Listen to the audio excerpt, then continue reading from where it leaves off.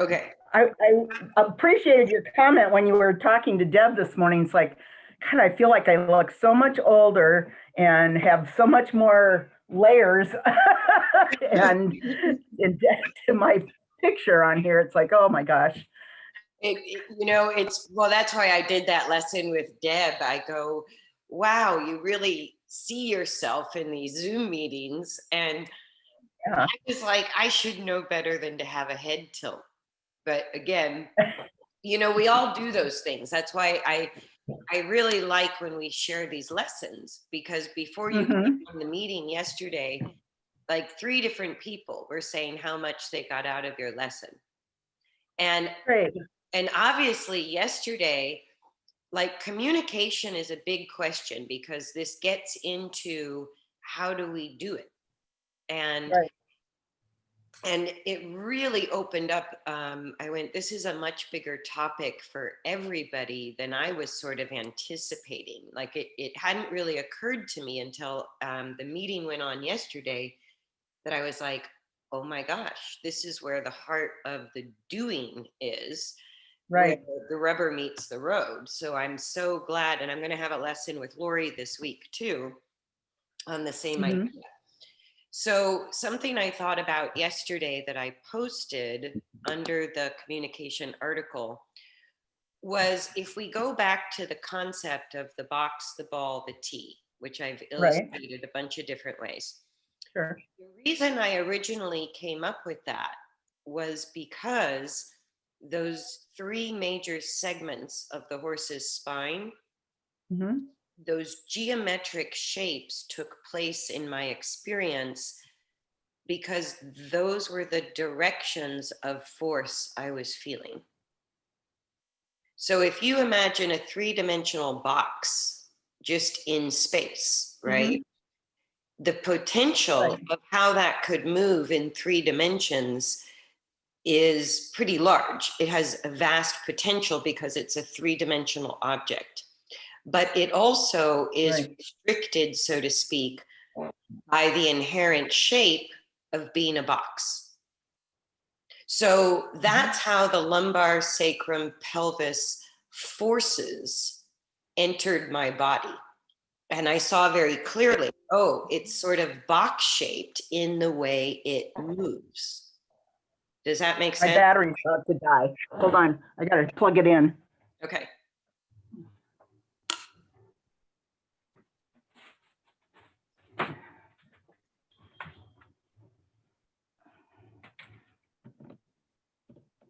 Can I be fast enough? Oh, come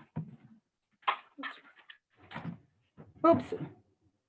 Oh, no wonder it's the wrong plug. Okay. There we go. Okay, sorry. It's okay. I got more of my smoothie in. Okay.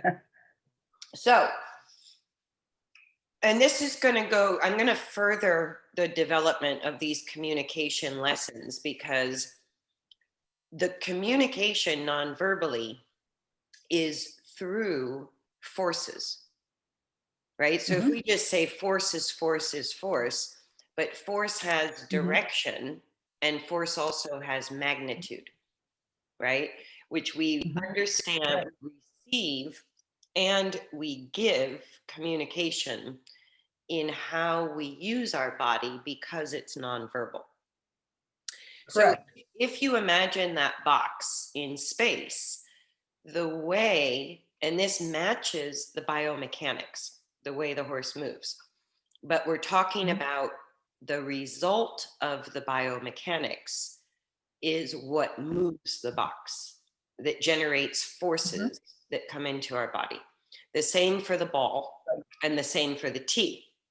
And I broke it into those 3 segments of the spine because what I realized is the thoracic spine, and we could include the rib cage and the sternum as the ball, moves very differently than the hindquarter of a horse, and moves and generates different forces that are extremely different than the front end of the horse, right? They're all connected.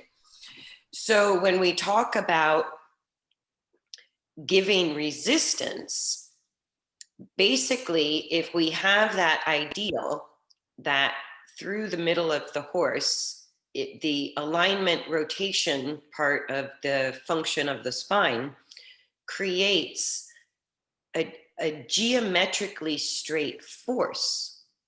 Now, mechanically, it's not geometrically straight, but when the spine is in alignment and you've stabilized the rotation, what we would feel as a rider is the box and the ball feel level, the T feels square, and there's a straight line of force through the center of the horse that feels broomstick straight.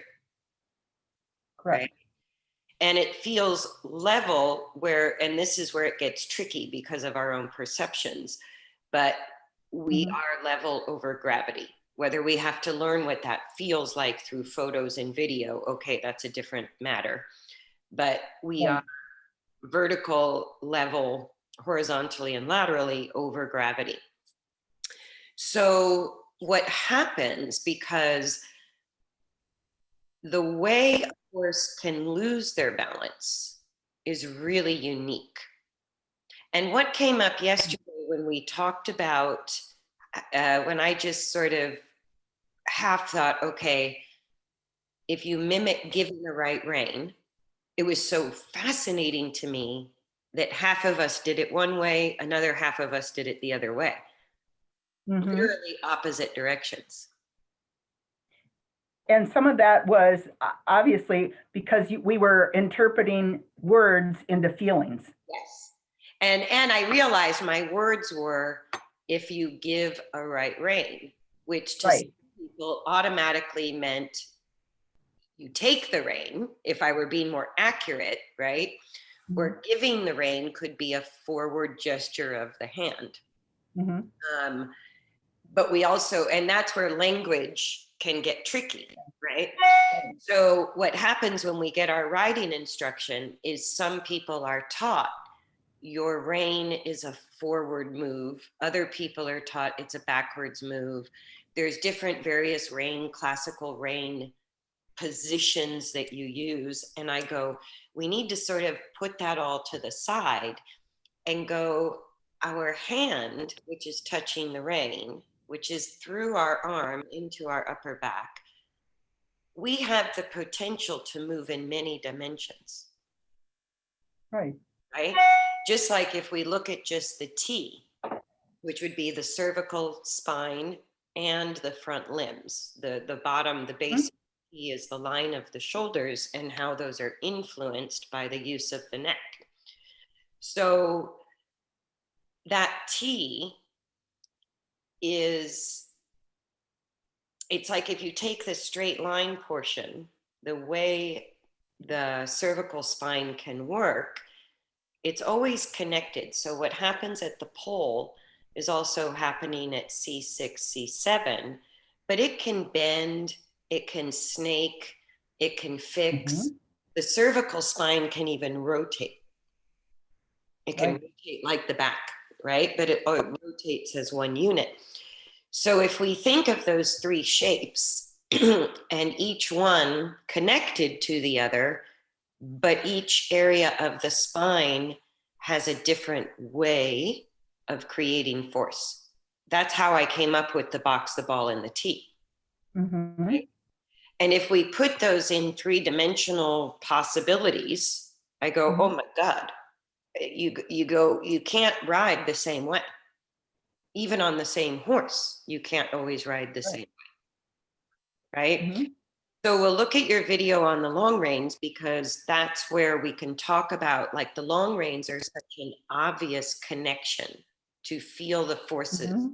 And it took me years developing the long reins and then being able to explain them because it wasn't matching anything I knew. It wasn't matching what I thought I was feeling, but they kept working.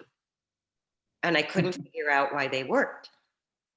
And every mentor I've ever worked with hates the long reins.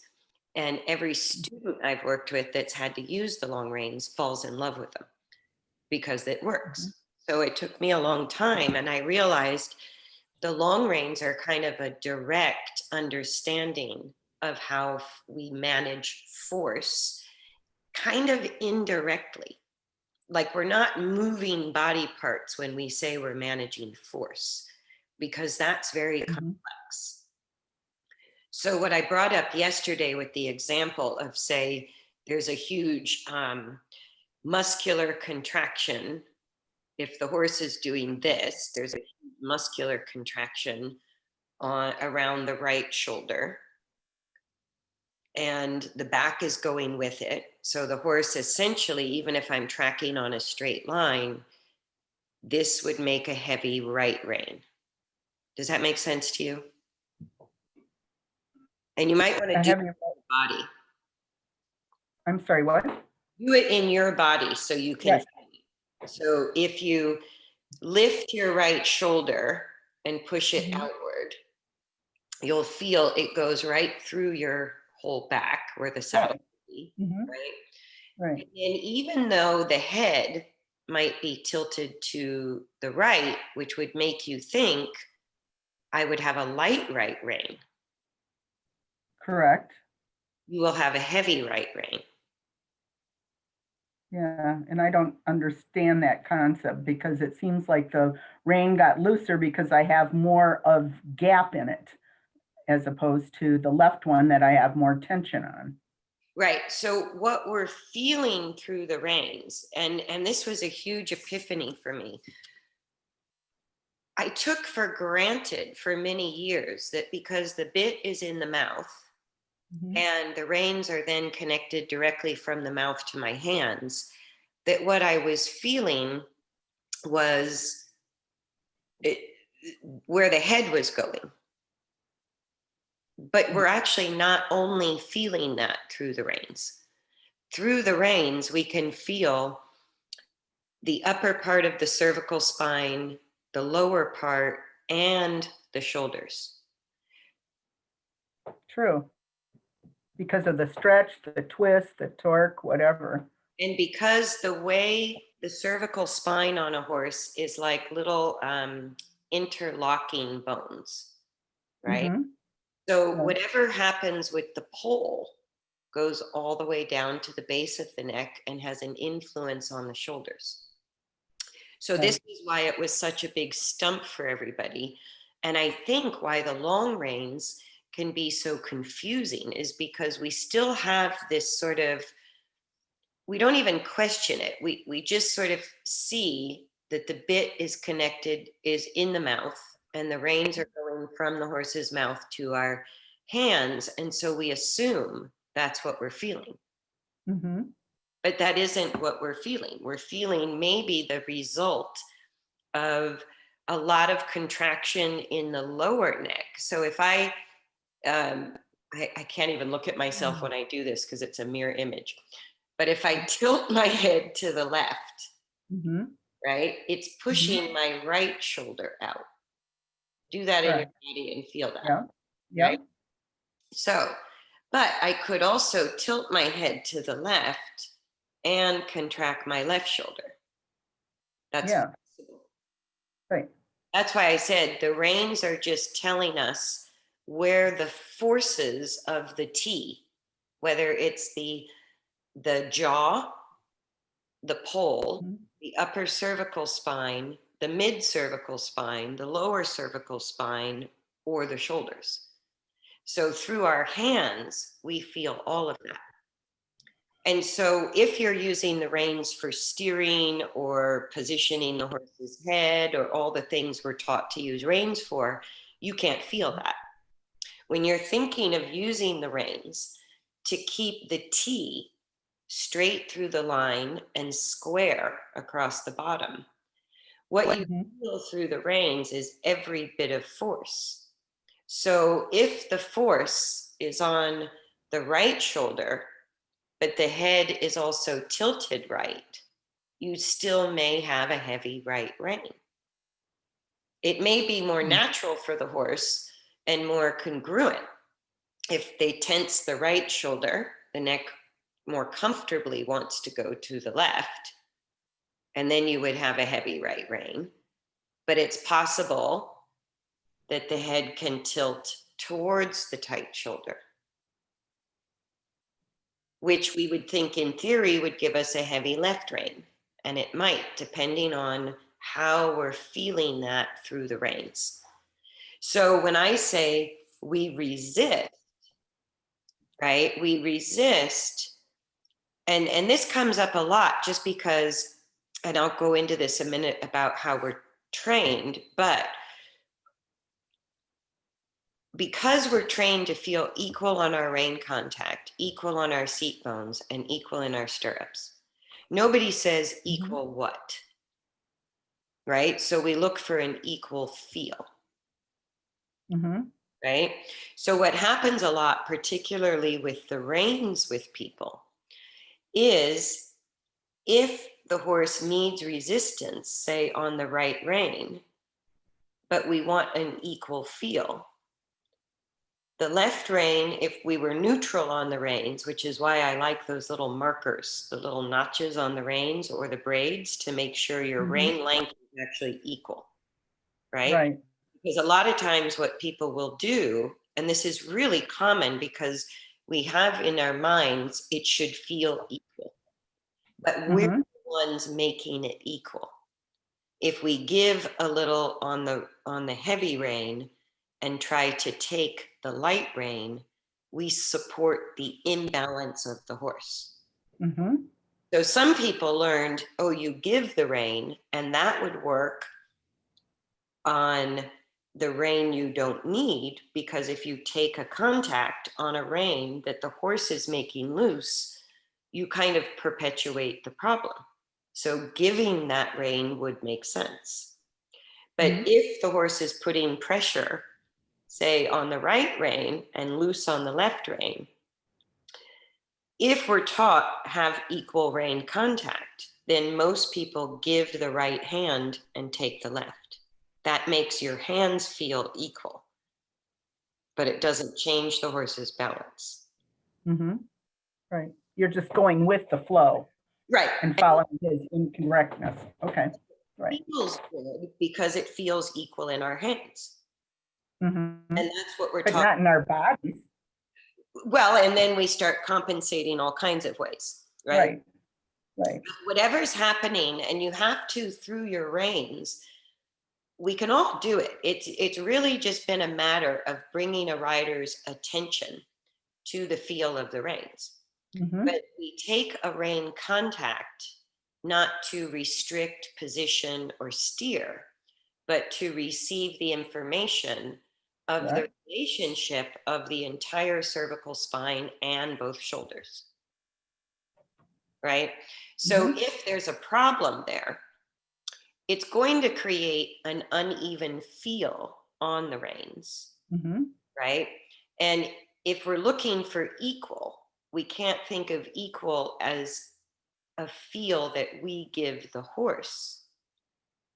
The horse gives us equal when their body is in balance.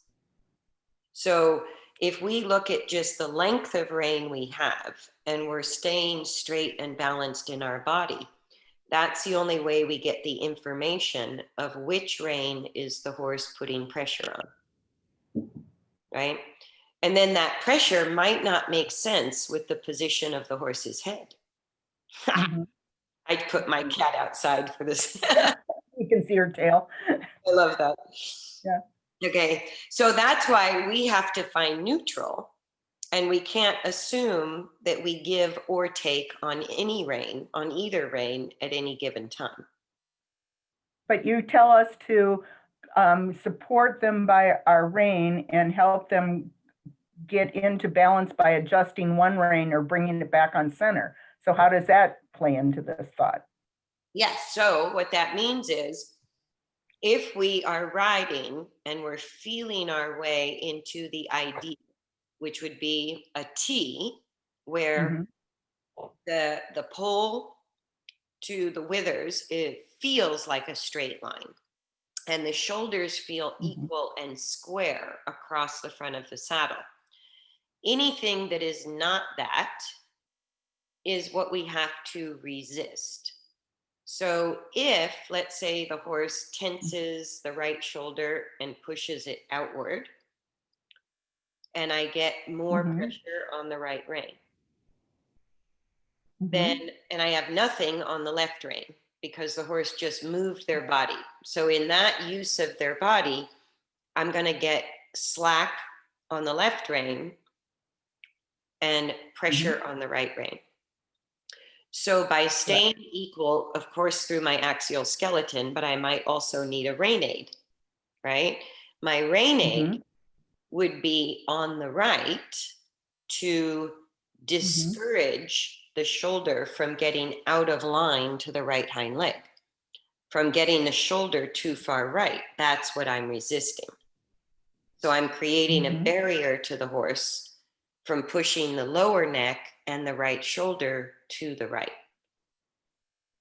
So I'm using my rein on that side in a way that resists the horse's body producing force that direction. As soon as I'm effective, and this doesn't mean how much, that's the other question, how frequently and how much rein, right? Is it heavy? Is it light? Do we move our fingers? Right. All of that you put aside, because the point of using the rein at all is to discourage the misuse of the body here and get it back here, right? And on the rein, if the horse is putting pressure on the right rein, they're going to give me slack on the left rein. Right? So my left rein in that moment is pretty useless. If I take an equal contact on my left rein and just allow my right rein to be heavier, I can make the horse straight like that, but I haven't changed the problem. So I need enough right rein for that unique horse in that unique moment to say, I'm going to make it really difficult for you to be here. I'm going to resist it until they shift. As soon as the shoulders and the entire neck come back in line to that ideal of a square T or inverted T, the result we feel is equal pressure on the exact same rein length. Right. Right? So when we have a rein contact, long before we can see what's going to happen, we're going to get pressure. So there'll be, let's say 10 is really heavy, 1 is really light. Let's say your contact is a 3. You're going to feel 3, 4, 5, 6, 7 on the right rein, and 3, 2, 1, 0 on the left rein. That tells us that there is a misalignment of the spine. That can be related to rotation. It can also be related to flexion and extension. But we know we have a problem because the right rein is going 3, 4, 5, 6. At the same time, the left rein is going 3, 2, 1, 0. And this is exactly what we're going to talk about on the long reins. So I just want to make sure you get the concept. So I don't, because once we get to the long reins, it works backwards. I don't want to go there yet. Okay. I want to take this from a riding perspective because it makes sense. Okay. So do you understand that? So let's say on some horses, the rein pressure is increasing on the right, 3, 4, 5. At the same time, the left rein is going 3, 2, 1. One's increasing, one's decreasing. Right. What feels good to the human is to push the right hand forward, and that makes the rein go 5, 4, 3, and to pull the left rein back and get a contact, which makes it go from 0 back to 3. But we're just adjusting to the imbalance. What we need to do to change the use of the skeleton is resist where we feel the forces are increasing. Right. Right. That makes more sense to you? Yeah. And that's what I feel I do, because if they're bending really hard to the left, almost all my pressure is on the right hand. Yes, if they're, and it can be because they can also, sometimes what we feel in the reins, and this is a little segue to the long reins, is even through the reins, it's like a domino effect. If the box goes out of balance, the ball goes out of balance, the tee goes out of balance, and we feel it in the reins. Mm-hmm. Right? So sometimes it's not just the tee we're feeling, but that's where we can refine our feeling for the cervical spine and the front legs is only through the reins. Correct. Right?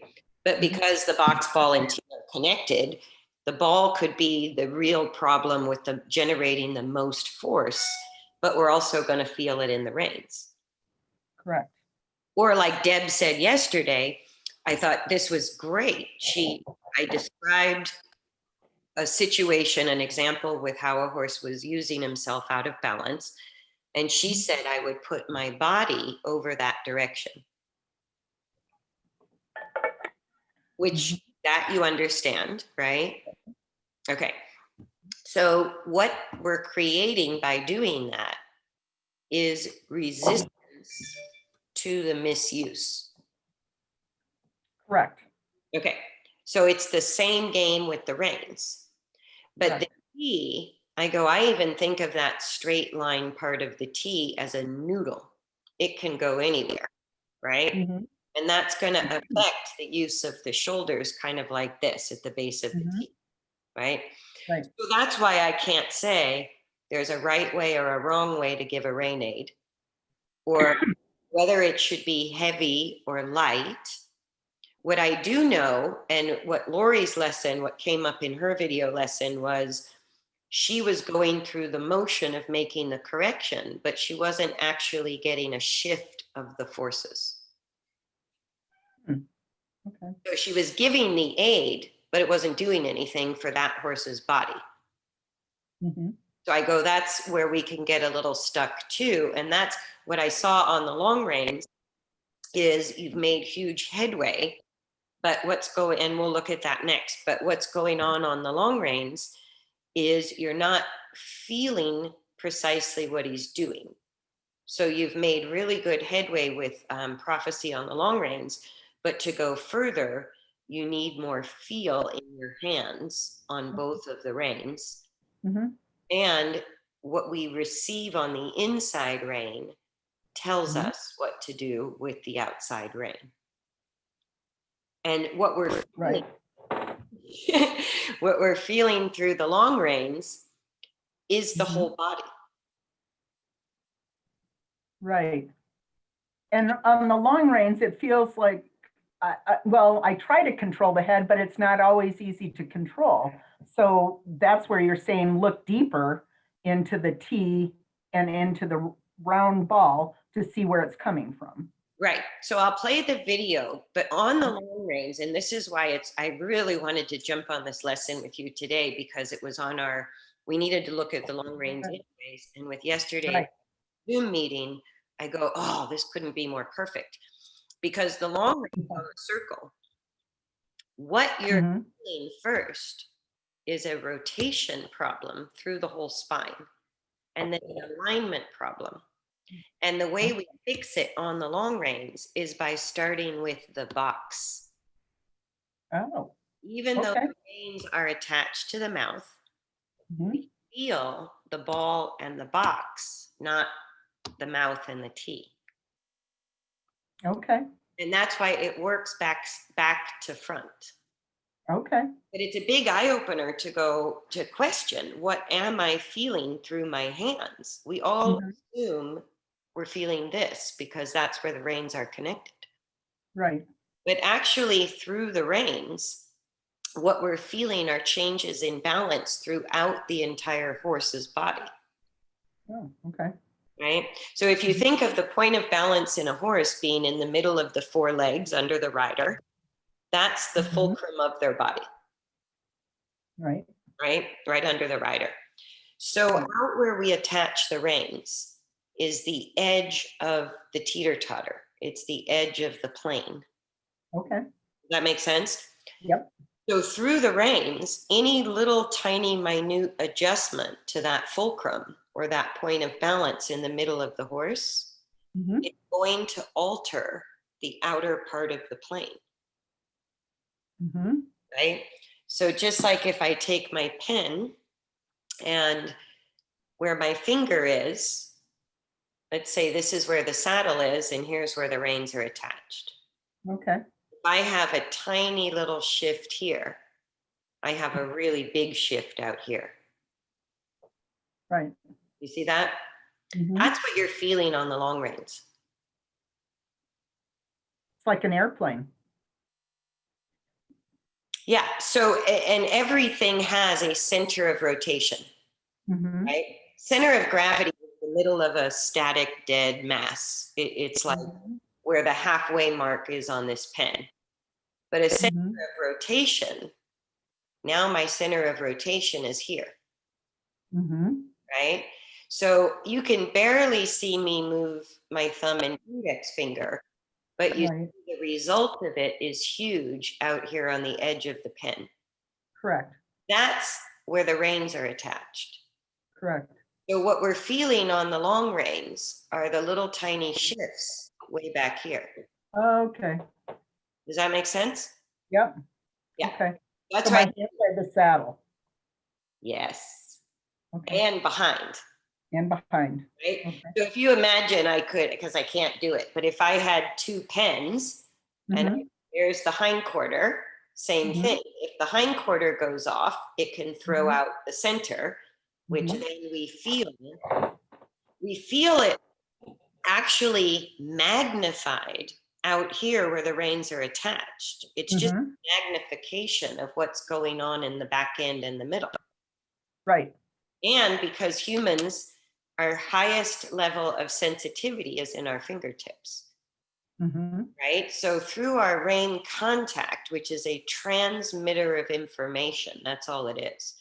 Through the transmitter of the rein attachment, we're feeling the result of little tiny changes. If they fall in, if they fall out, if they fall forward, if they slow down, if they jet forward, all of those little changes at the sort of intersection point of a three-dimensional body are magnified out on the edge of the plane.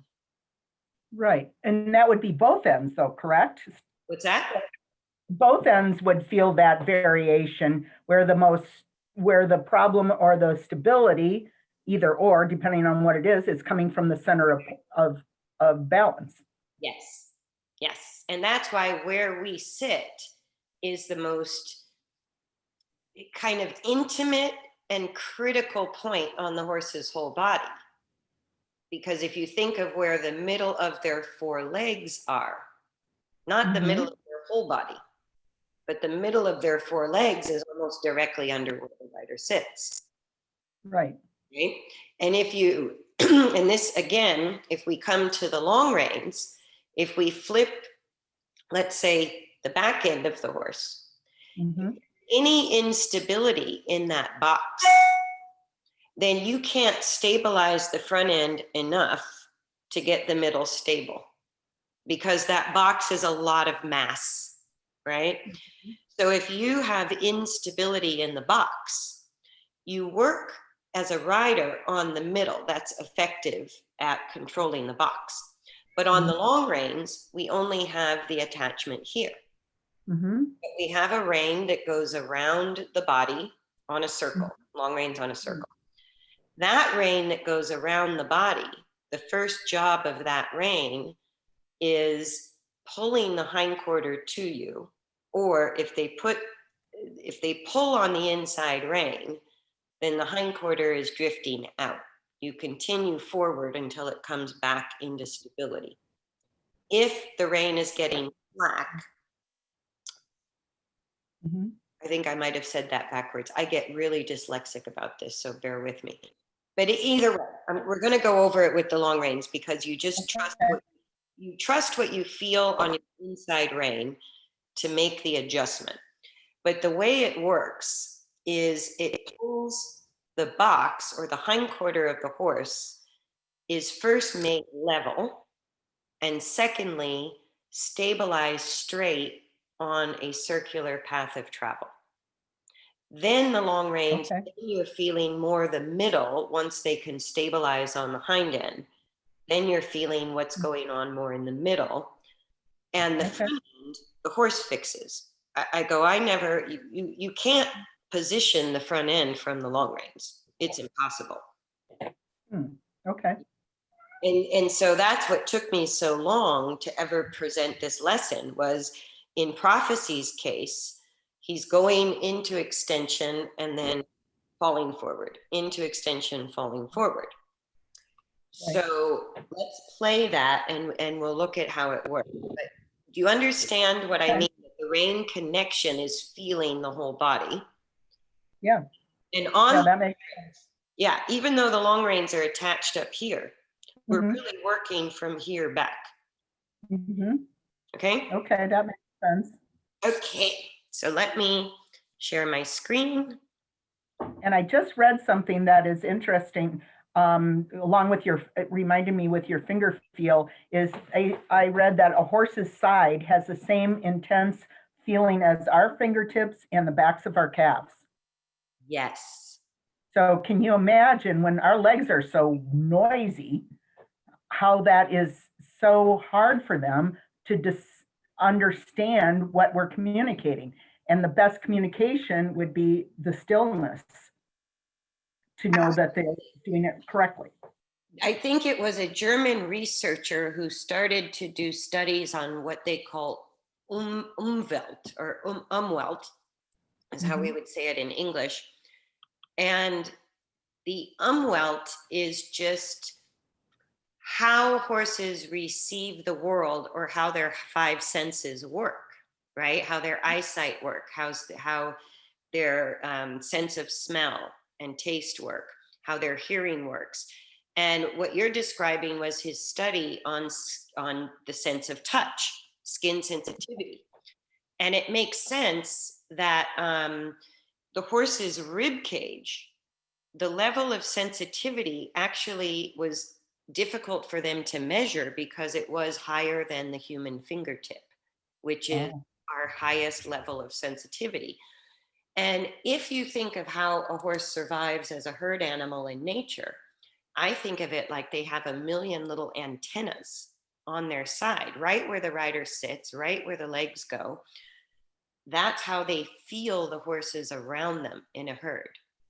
Mm-hmm. They don't have to look at the other horse or put a halter and lead rope on them. They just feel the other horse through the middle of their body. Again, right where that fulcrum of a three-dimensional body is.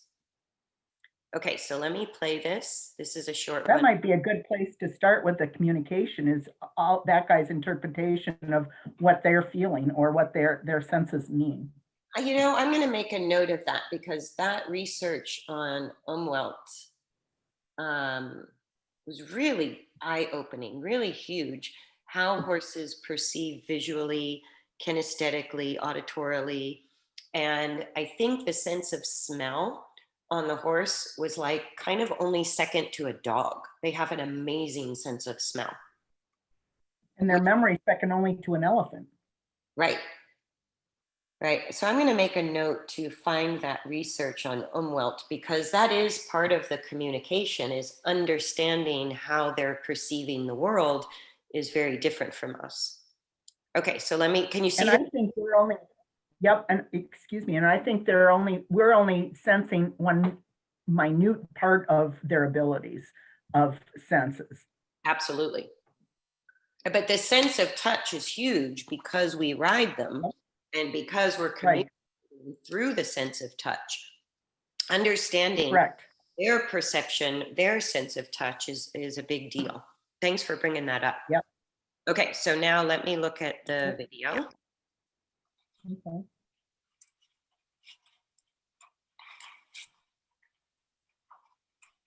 Great. So right there, you're doing the right thing. Right there, he is, let me get my annotation tools. He's And going, there's several of these. what's that? There's several of these little sets. Correct. Yes, I have several of these shorter sets. Okay. Okay, so can you see my mouse? Yep. Okay, so here the spine is going into extension. He goes in and out of this the whole time.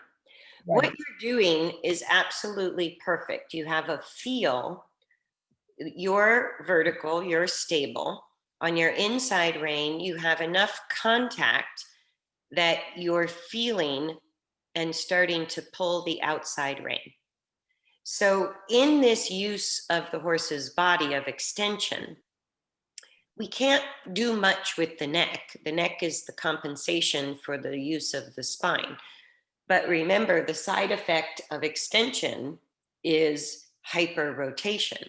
So you can really see how high this left hip is and how low the right hip is in this moment. You see that? Correct. Yes.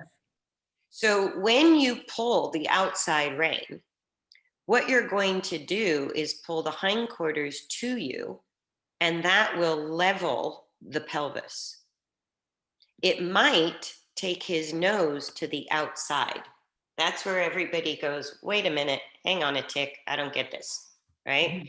But if we Right. think of working on the long reins from the hind end forward, so let's see what you do, because if you don't take enough outside rein, because you think the head and neck need to stay straight, you won't take enough outside rein. So let's see what you do here. Yeah. So you're leaving the visual of the head and neck straight. There you get the feel. He changes his use. He lengthens the neck. That's the goal. That tells you. Watching him when you brought him in. It's probably. Sorry, I think that was on the video. Yeah. You see that change in his use. It was a little bit out of the camera where he made the change. Right. When he went from into extension, you gave enough pressure, resistance on the outside rein to step the hindquarters to you, which has the effect of stabilizing the rotation and beginning the alignment from back to front. So then if he gets his back stable, be also as part of the outside rein, even if it takes the head to the outside, they're going to lengthen, instantly supple the back and neck muscles, and he'll change his neck use from high and short to a lengthening. Once he lengthens, then he's either going to pull, drop the pull, go to long and low. There's a million different things he'll do once he comes out of extension. So, so there is pretty good balance. That's your long and level, even though his nose is to the outside.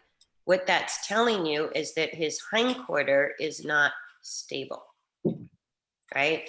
So with the inside rein, there where he pulls, that was good. Mhm. Let the slack come in the outside rein. And that might have been because you're asking him to stop. But some horses will do that as they go.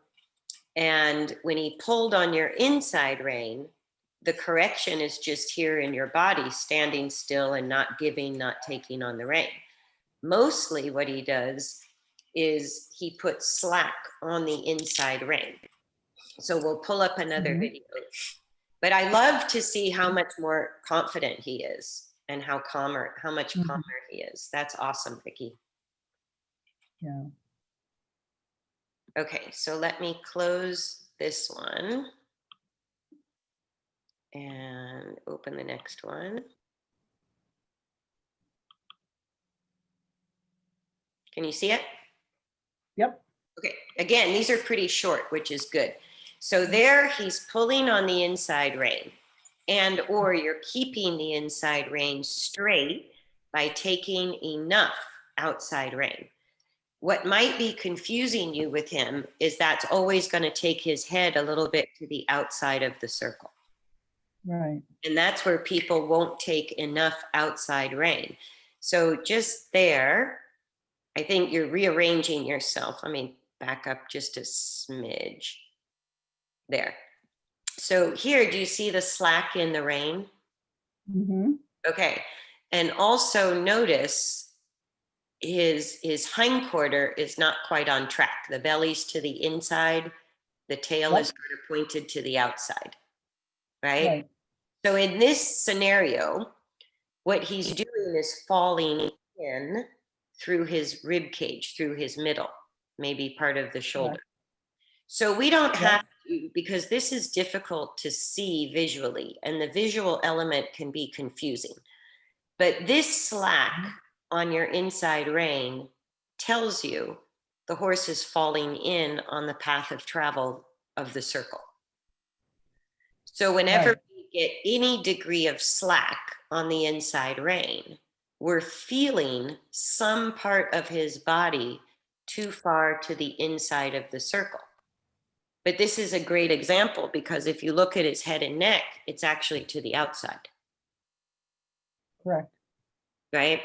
So is this Yeah. what has been like, because you're doing a good job on the long reins, but to really get his balance more solid, the detail is in the feel, even if he looks wrong. Right. And I was again focusing on the head, not on the back or where the problem was originating from. Right. So. And sometimes that's very difficult to see and it can be confusing.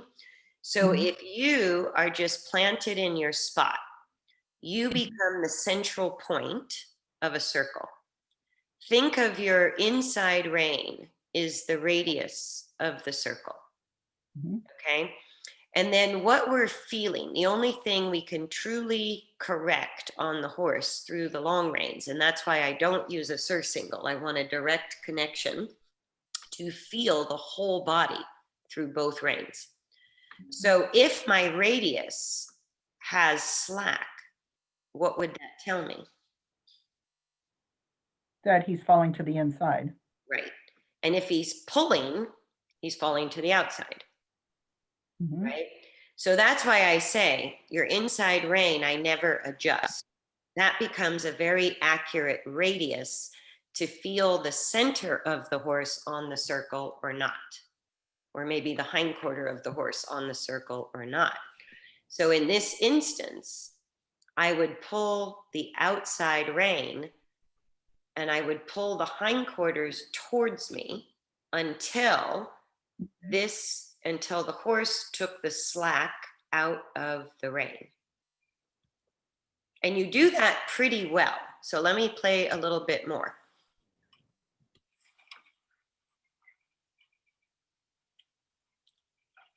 So there with your inside rein straight is when he's on the circle. But I can see where you're getting stuck with him because when your inside rein is straight, his head is always to the outside. That's where it needs to be. So you're and I totally misunderstood because I thought when he was pulling to the outside with his head, I had to give more with the other, and that's complete opposite. No, like there, he pulls on you, right? Okay, so there, he's pulling on you. And that's why it's so important we have a static rein length on the inside rein. And stand still. Because we have to feel, is the horse pulling on me or am I pulling on the horse? And so if you stand still and your inside rein is always a consistent length, in this moment, again, you're doing exactly the right thing because he's using his front end to pull on you. He's trying to leave the path of the circle. So in that case, you loosen the outside rein, let him hit the resistance of the rein length and you not moving. So he's going to pull on the radius at this moment and you just keep him going forward and wait for him to come off of that pull. Right? So you loosen the outside rein because he's pulling on the inside rein. And that's not you shortening the rein, that's him pulling on you. Correct. Okay, so then let's keep going. And he's going to change there. Okay, now you're doing a good job standing still and keeping the radius the same length. So just that fast from there to there, this is why it's difficult. They change every second. Now you see he's starting to go into extension and the rein, the inside rein is now slack. So when they do that, I can do something about it with the outside rein. If we go back to what he's doing there, pulling on you, there's nothing I can do but resist on the inside rein and wait. My outside rein in that moment is useless. But if we go forward, like there, you do a good job. Because you see, if he's pulling on you and you pull on the outside rein, all of a sudden he's going to feel restricted. The way to find straightness is one rein at a time. Right. Right? So here he pulls on you, you loosen the outside. And just from that part of the circle, right? So like there, that's pretty good balance. And you see your inside rein here is straight, but it's not pulling. And that's Correct. relating to his posture of almost getting long and level, starting to lengthen the neck away from his torso. This is where videos are just so cool to look at. Yes. Okay, so then, whoops, he got his one step there. Now he's coming out of it. You see that? And even before his head and neck, like there, his head and neck, oops, look pretty good. But you see there's slack on the inside rein. Correct. That's how we feel it coming. There, he still looks pretty good, but there's slack on the inside rein. Let me see if I, oops, hang on. I fast forwarded it. I didn't want that. Let me go back. And then it went tight.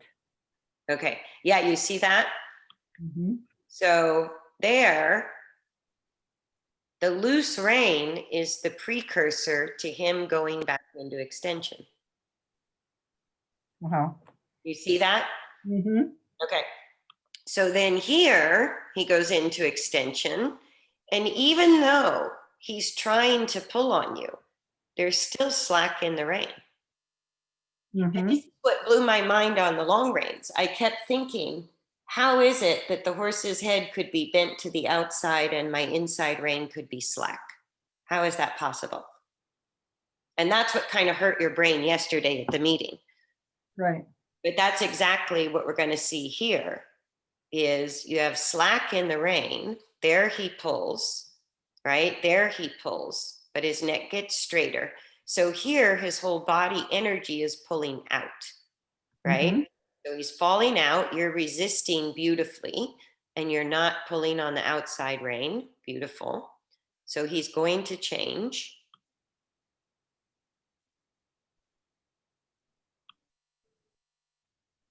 Now, this is what, let me go back. There. This was the question I had. How could I have slack and his nose is that far to the outside? You see that? So that's what alerted me that we're not feeling the mouth through the reins. We're feeling the whole body.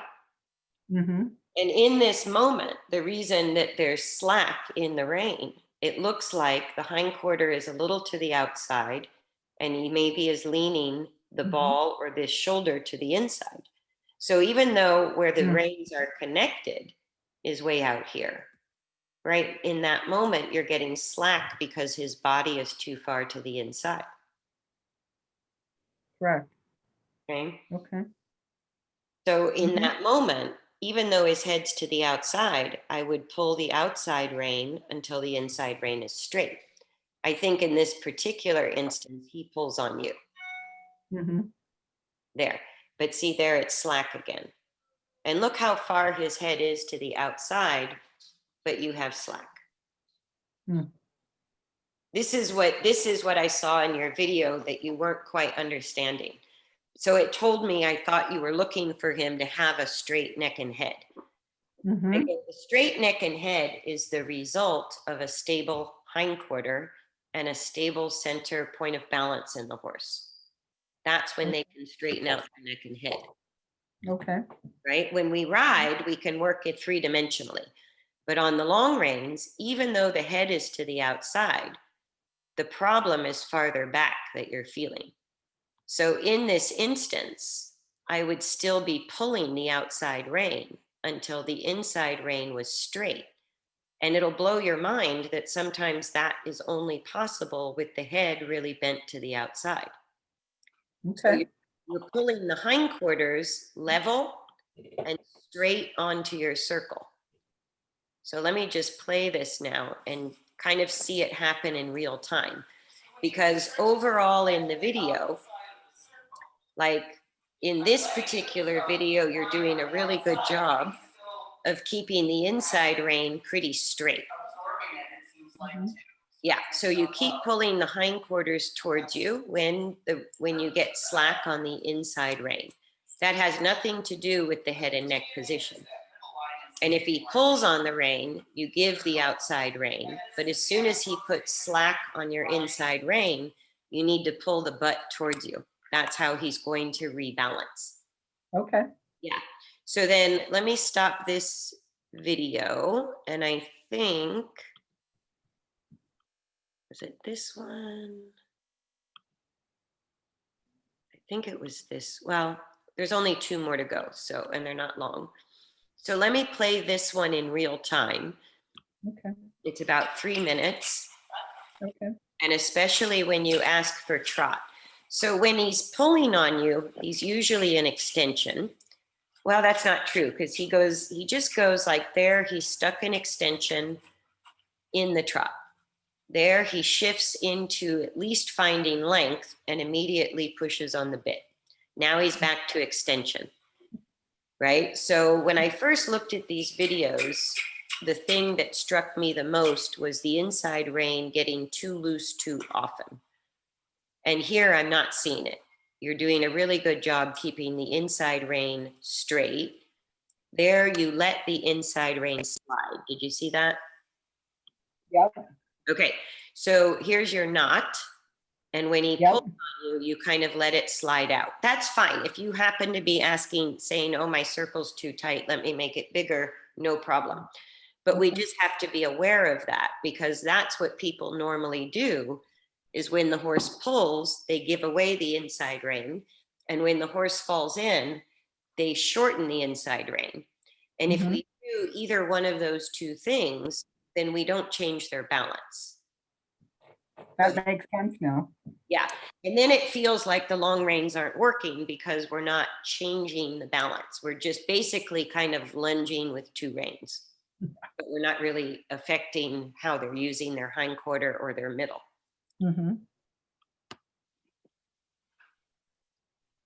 And this may help make more sense with what we were talking about because even under saddle, the rein pressure might not make sense with where they're putting their nose and their mouth because we're feeling all the way down to the front limbs. Mm-hmm. So that's why just because his head is that way, right there with his head to the outside and the rein straight, you're actually getting the hindquarters more level as he tracks. Mm-hmm. Which then levels off the back, which then helps them find straight or alignment on the circle. And I like doing it on a circle because the circle also has an effect of balancing the braking and pushing elements. So he's going in and out of really pretty good basic balance, a lot of extension when he loses his balance, and sometimes there, long and low, pushing on the bit. Right? So if he gets stuck in long and low, pushing him forward might be the most useful thing to do. Mm-hmm. If he's in extension and goes high-headed, then that's where your accuracy on your inside rein is the most helpful because you have a left-right issue, right? If he's stuck in long and low, forward is your friend. And especially forward on a circle balances the braking and pushing element. But most of the time when he loses his balance, he's still resorting back to extension, shortening the back, shortening the neck. What's really nice is you can And see when he's lifting in it the box. Like when he actually gets there, you can see the difference. Comments from the studio crew. Yes, the photo person. But yeah, so this is pretty good. Right there is your best work. You see that? And when you had, let me back up just there. like you'll see, is that the spot? Where is the spot? Somewhere, right? Oh, see there, you gave away the inside rein a tiny bit. You had it. There. That straightness of your inside rein in that moment, he feels the resistance, but it's not just resistance on the mouth. And then he comes into like there, he starts to lengthen the neck and not fall forward. But you see, if you adjust the inside rein, like there, you let it slide, all that does is give to the imbalance. It doesn't change. Does that make sense? Yeah. Yep. Okay, let's look at the last one.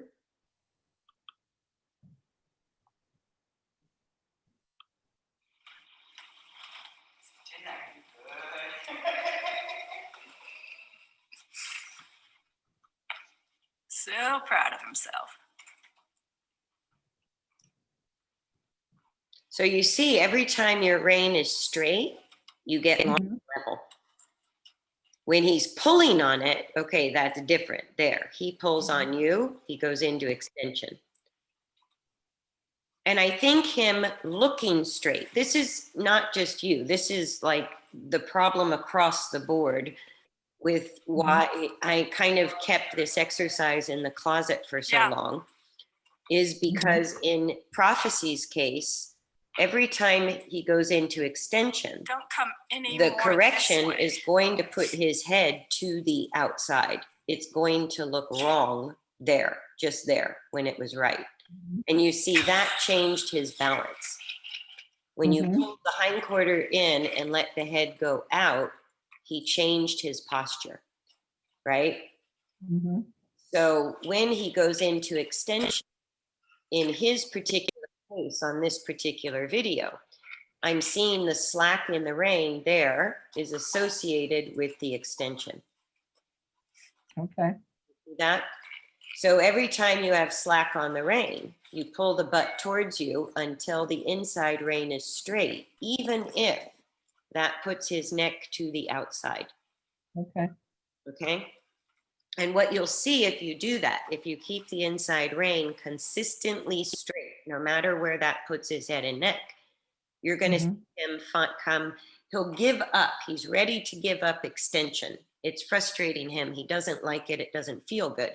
He really is trying hard to find his balance. That's the humongous change I see with this horse. He's not working against you. He's not defensive against you. He's just struggling to keep that coordination in his body. So as you're doing a really good job standing still and staying vertical. So focus on keeping the exact same length, no matter what. Don't change the length of the inside rein. And then there, I would pull the outside rein if he were still in motion. I think you wanted him to stop. But every time he's high-headed, I'm seeing a consistent pattern of him going into extension and the inside rein becoming slack. So that tells you he's losing the stability in his hindquarter, and that's why he's going back into extension. Okay. Okay, so if you keep the inside rein straight, and it's a feel, what really hurts our brain is what it looks like. And I did this particular use of the long reins for many years in secret and only with a few clients because it looked so bad. And I always kept coming back to it, and I kept teaching it because, especially for a horse like Prophecy, who's lived in extension for many years to the point that his behavior was kind of extreme, right? For him to change his use, when you get a consistent use on the long reins for this horse, even if it's just the walk, and the trot might take a little more work, but even if you just got consistent, long and level, he would be personality-wise a different horse. Okay.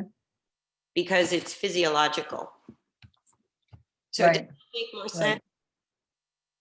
Yeah, yeah, and that was really helpful too, to see that and know what to do when, and the importance of maintaining the stability and not lengthening that inside rein. Yeah, not lengthening it and also not shortening it if he puts slack in it. Right. And I think for prophecy, you're still going to have a lot of moments where to get the inside rein straight, you're going to have his neck so crinked to the outside, you think, how is he still going forward? Mm-hmm. He's going to be a little Yeah, bit. because he does that a lot. Yeah. And he's also typically Arabian, in that part of the issue is they're sort of born into the use of extension. That's Mm-hmm. why Arabians can be a challenge, and you really master your understanding of alignment and rotation to get an Arabian going well. Yeah. You become a master at straightness, because that is the problem. They're born high-headed, high in the croup, low in the back. That's part of the breed. It doesn't mean they can't balance.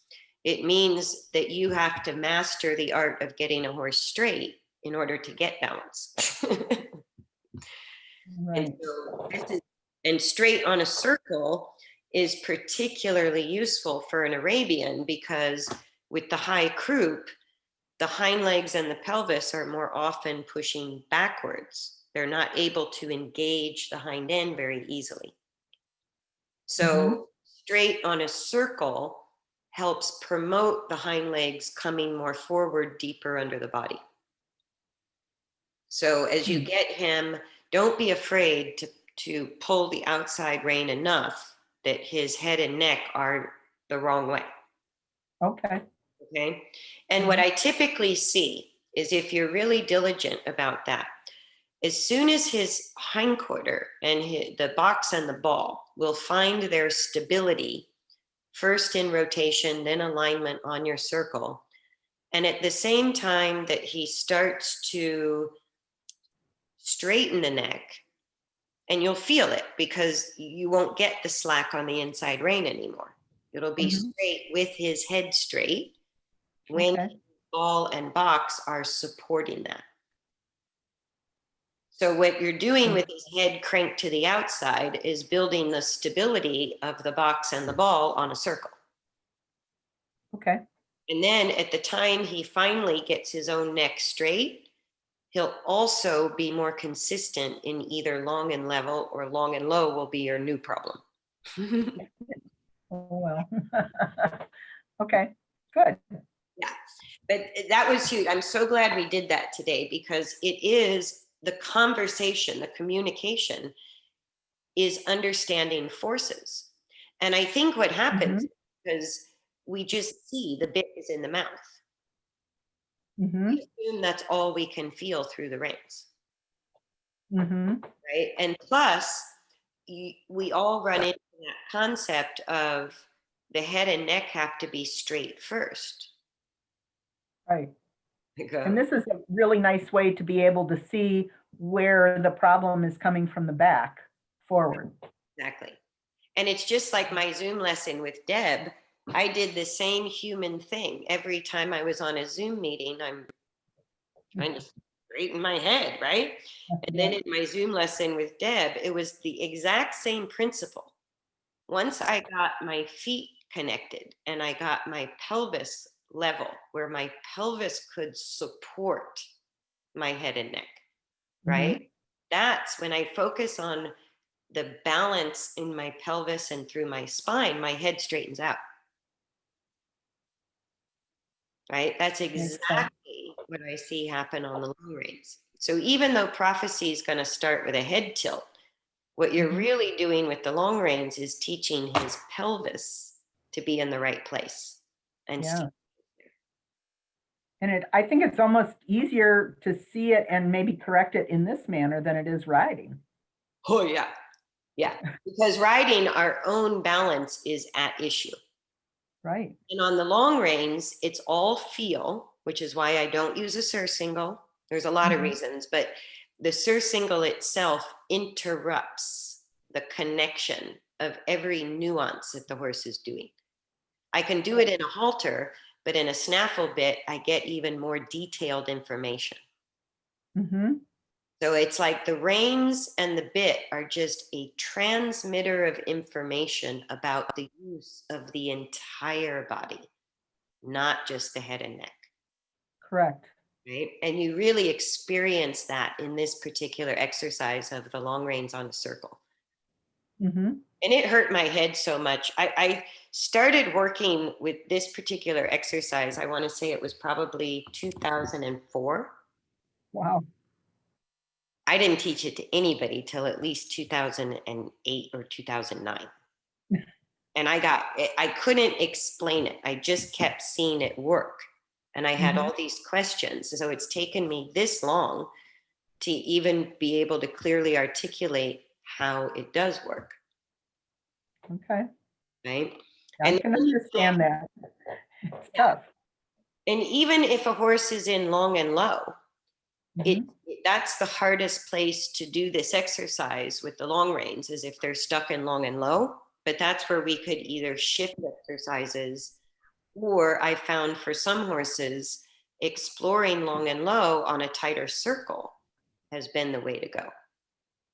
So Oh, okay. That's good to know. I go, every exercise, when you understand the components, every exercise can be used to guide a horse towards what you need them to discover to get their balance. And right now, what Prophecy has to discover is a hindquarter that is first level on a circle and then stable. And you could include the ball with that too. It's the back end. Mhm. Okay. I'm excited to try it. Good. Good. And then post a little short video, maybe under, I'm going to post this lesson because this is huge for everybody. So maybe post an update in the Facebook under this lesson so people can Okay. see the difference. Yeah. And it's I going don't know if I can do that much technical, but I can get it to you. or you know what? Dropbox me an update and I'll post it. It's not a problem. That would be easier. I'll set up on Okay. Dropbox. Let's just use that. All right, Vicky. Okay. Okay. Great. Thank you. Have a good one. Yep. Bye. Bye. Bye.